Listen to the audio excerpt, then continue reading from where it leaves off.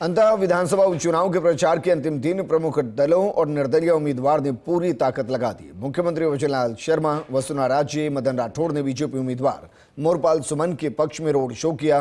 वहीं प्रमोद जैन भाई के पक्ष में पूर्व मुख्यमंत्री अशोक गहलोत, पीसीसी चीफ डोटासरा, सचिन पायलट और टीकाराम जूली ने ताकत लगाई। उधर नरेश मीणा के पक्ष में हनुमान बेनीवाल, राजेंद्र सिंह गुढ़ा ने ताकत झोंकी।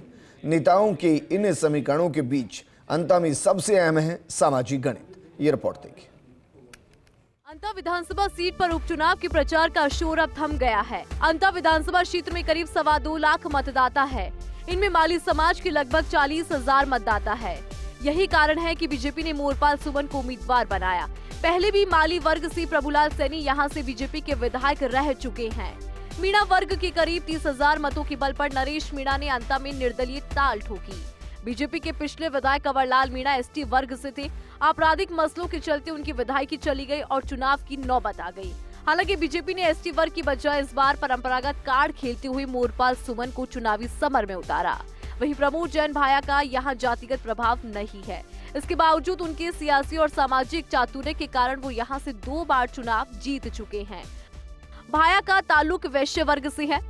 अंत में सामाजिक स्थिति को समझे तो अनुसूचित जाति की करीब 40,000 मतदाता है। दलित वोट के मद्देनजर बीजेपी ने उप मुख्यमंत्री डॉक्टर प्रेमचंद बैरवा को पूरे समय यहां पर रखा।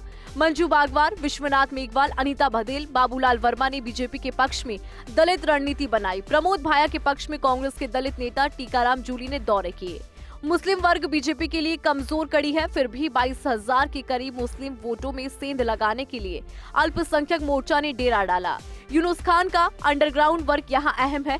धाकड़ वोट यहां निर्णायक कहे जा सकते हैं, इसीलिए नरेंद्र नागर समेत कई नेता यहां पर सक्रिय रहे।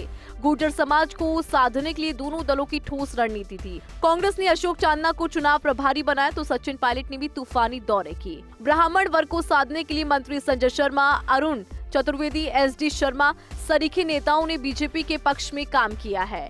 जनरल मतदाताओं को साधने के लिए प्रमोद जैन भाया ने रणनीतिक सामाजिक नेताओं को मैदान में उतारा। बीजेपी का भी फोकस ब्राह्मण, वैश्य और राजपूत मतों पर रहा। मीणा वोटों के दम पर नरेश मीणा ने भी ताल ठोक रखी है। मूल ओबीसी, एमबीसी, एसबीसी वर्ग के वोट त्रिकोणीय संघर्ष में हार जीत के दौरान बेहद महत्वपूर्ण हो जाते हैं। जाति को बड़े दल के नेता कितने ही नकारे, लेकिन चुनावी समीकरण इसके बगैर बनते नहीं हैं। कंवरलाल मीणा के कारण स्वजातीय मीणा मतदाता पिछले चुनाव में बीजेपी के साथ गया और भाया को हार मिली। लिहाजा अपनी जाति के उम्मीदवार के पक्ष में जातियों की गोलबंदी कई बार दलों के परंपरागत वोट बैंक पर भारी पड़ती है। बीजेपी के पक्ष में सत्ताधारी दल होने का लाभ होने के साथ ही विकास की बातें कही जा रही है। हालांकि हाड़ौती के इस इलाके में वसुंधरा राजे का प्रभाव जाति राजनीति पर भारी पड़ा है। राजस्थान की विधानसभा में अब अंता के नए विधायक का इंतजार है।